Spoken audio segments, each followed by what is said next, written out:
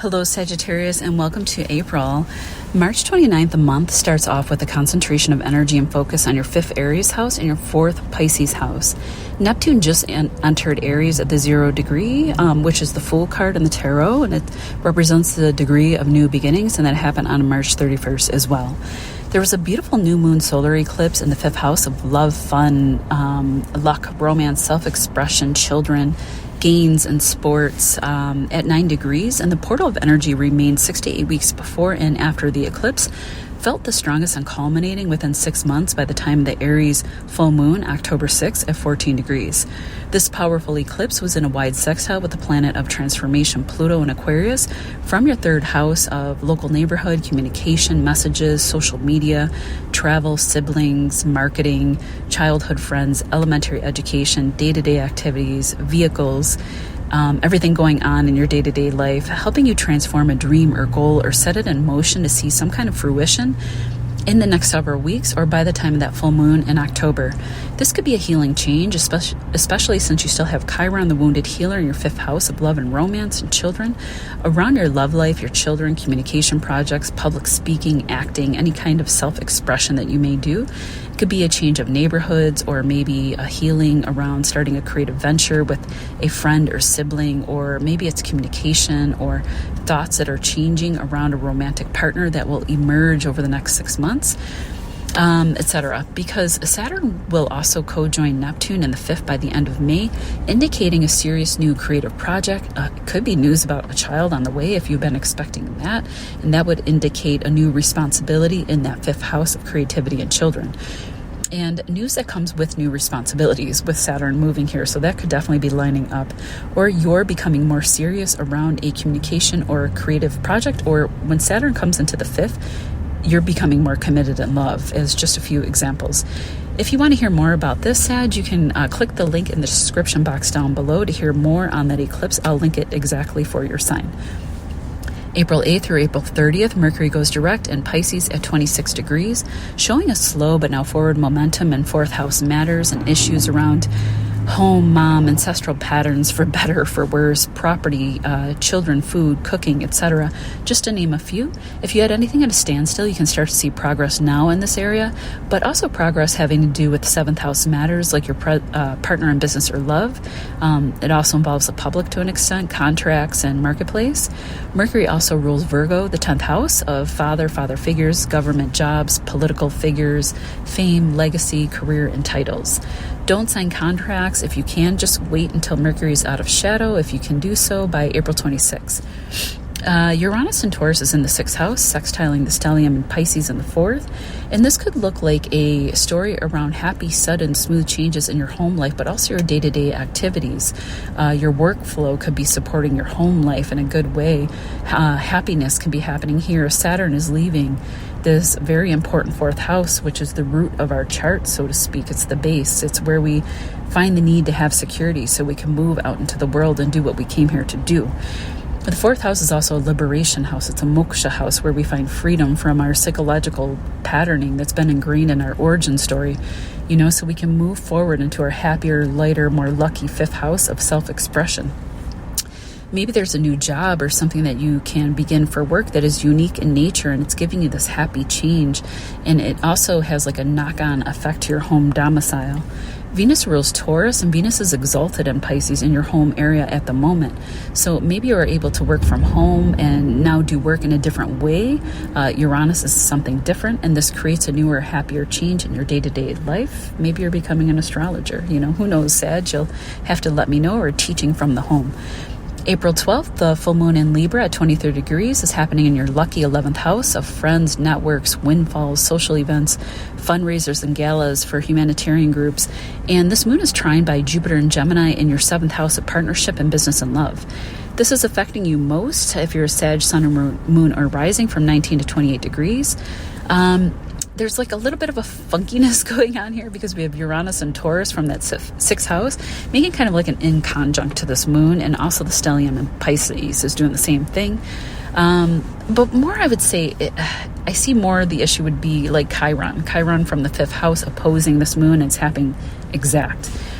The moon rules your 8th house of death and rebirth and transformation, taxes and shared resources, investments, magic, tarot, occult, mysteries, windfalls through chunky money like tax rebates and loans and inheritance and things like that. There could be results now around mystical experiences or the occult like astrology or tarot in your social circles.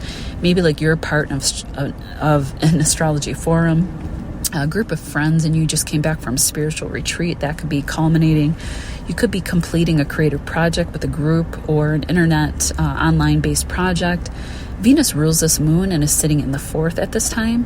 Maybe you're putting or releasing something out into the world that you've worked on from home into the wider public through the internet. Jupiter's showing some kind of good luck from a partner. Maybe it's a dream they are helping you fulfill, or maybe it's them having the luck with your ruler being in the 7th house. Jupiter rules you, but it's sitting over in the 7th of your partner. Jupiter will be here now for only 2 more months, and Jupiter transiting the 7th is a big indicator of getting married or even meeting a significant love partner. And if it was none of those things, it could be more popularity for you in a marketplace or finding like a fated business partner, somebody that you're working in with like a one-on-one, you know. This could be happening for sure. You can also meet someone through this 11th house, and they can become that lucky partner for you. Maybe you will meet through a social event at a gala, a social gala, through friend groups or online. Maybe they're in a group that you collaborate with, and that's how you'll meet. You could also be getting married, and this is showing a dream being completed or coming true in that 11th house. But also this is 8th house, which show where we move from that 7th house of commitment to deeper sharing on all levels. With the opposition from the 5th, you may feel like you're struggling with expressing a creative project to the wider public, or maybe you're struggling with how you really want to express yourself more authentically with a group of friends or in larger networks. Maybe you feel you can't do so with Chiron sitting in the 5th of self-expression. Maybe a friend group is finishing up or completing, or you're leaving them behind due to something that you're trying to heal in this 5th house of love and romance and creative self-expression. Leaving a group of friends for love, you know, that could be happening too. But it could also be an opportunity to heal this area, the 5th, through maybe expressing yourself authentically, or even if your friends or wider audience doesn't understand it, it doesn't really matter, right? Or a friend group doesn't jive with it, you know, so what?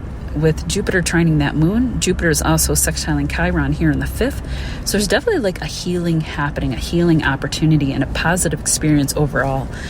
Because Jupiter is protecting this Chiron area here in the 5th, but it's also beaming a trine over to your 11th house. It could definitely have to do with significant love partner, or meeting them is healing you in the areas of love and romance, and they are the wish fulfillment. Last but not least, Venus rules this moon, and she's trining her lover Mars in the 8th house. So again, there could be like some love, money, soul merging love story happening at the same time of this full moon, or even a hidden love story as Venus in the 4th and Mars in the 8th. A house that it naturally rules are hidden houses, and Venus trining Mars is very much like a love and intimacy story, especially with these two hidden houses, the 4th and the 8th. You and a partner could be spending time away from prying eyes or away from other people around this time, or after this 11th house culmination, you and a partner zip off to be alone, Airbnb, travel trip, etc. Or if you recently became married or more serious in your commitment, then this would show up in this area too. And now maybe you're merging your resources, or you are planning to, like your investments, stocks, bonds, taxes, etc. On April 13th, Venus goes direct in Pisces at 24 degrees. Venus is exalted in Pisces at that Pisces degree. This is pretty significant. You can start to make plans to move forward in the home with a new home that you will love. Maybe it's a place near water with Pisces being highlighted. There could be healing in the home, or a fated new home as part of the picture, as we have the stellium of fate sitting here, and it is an unusual stellium, one that we haven't seen in our lifetimes. And you can start to see progress as well in your 6th house of health and day-to-day life, but also your 11th house of good luck, friendships, networks, windfalls, money that comes in from our 10th house work. Venus rules Taurus and Libra as well, so that's why we could be seeing progress in those houses, the 6th and the 11th. April 19th through June 18th, Mars is fully awake as he goes into Leo out of shadow, leaving your watery 8th Cancer house, where he has spent a lot of time due to the retrograde and probably wasn't very comfortable either, and is now moving to the 9th, where he can loosen those watery restraints from being in Cancer. There can be relief and momentum now as Mars heads into a fire energy that he's happier in, and the 9th house, which is also a fire house. Mars rules the 12th house of rest, seclusion, recovery, and spirituality, and also your 5th of love, romance, luck, and children. You can start to see progress in these areas if things have been at a standstill for the past few months, or if there have been any difficulties, you can now start to see resolution. Mars is also trining Venus until the first week of June. First, it will be Mars in Cancer in the 8th house, trining over to Venus and Pisces in the 4th, and then the two lovers will race through the skies and move into your Aries 5th house and your Leo 9th house. It could look like a fun long-distance trip with your love or your children or both. You could be traveling and meeting a significant love interest over these next 2 months, starting at the end of April, and this could be a big reality because of Jupiter remaining in your 7th house until June 9th. If you're not looking for love, this can be a period of like just having fun, self-expression, sporting events, working hard on creative projects, but you're enjoying it and it's flowing. Maybe a publishing opportunity or an opportunity to travel for a publishing opportunity, traveling just for fun, and you still might meet a significant love, ready or not, attached or not. But I would always say, don't look for it if you're not attached. If you're already attached, we don't want to build bad karma in this lifetime.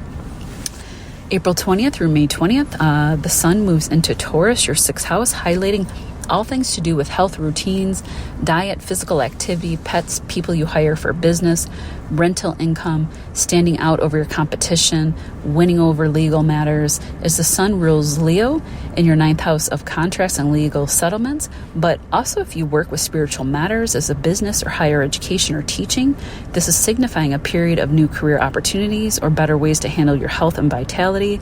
Maybe recognizing where bad health habits might have tripped you up or hindered your energy and your work levels throughout your day-to-day life.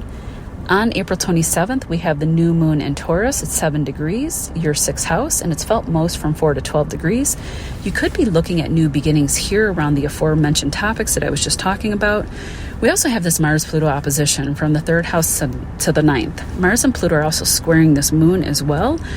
So this new moon is being challenged, this new beginning is being challenged, or there's power struggles around this coming from your day-to-day life, your thoughts and beliefs, maybe around what you believe you can do work-wise, opportunity-wise, or there's some kind of power struggle or balance that needs to be struck around your local community and long-distance places. Maybe you have a choice to make, and that has to do with staying local or going far away for a work opportunity. And it could be coming from your home as well, or someone from the home, just as a few examples. The planet to look for help is Venus, as she is the ruler of this moon, and she also rules your 11th friendship house. And it can be advice from, a friend, a trusted friend, a group, a network that you're a part of. And then Venus is trining over to Mars in the 9th, so there can be some flow with creative projects that can result in new work opportunities, as well as we also have Pluto sextiling Venus from the 3rd of your thoughts, and the 3rd rules your ideas, your day-to-day movement and travel, but also childhood friends, siblings, and cousins. So maybe there's a powerful person in that 3rd house area in your community, an older sister or brother who steps up to help you or is key and helping you birth a creative project or job opportunity.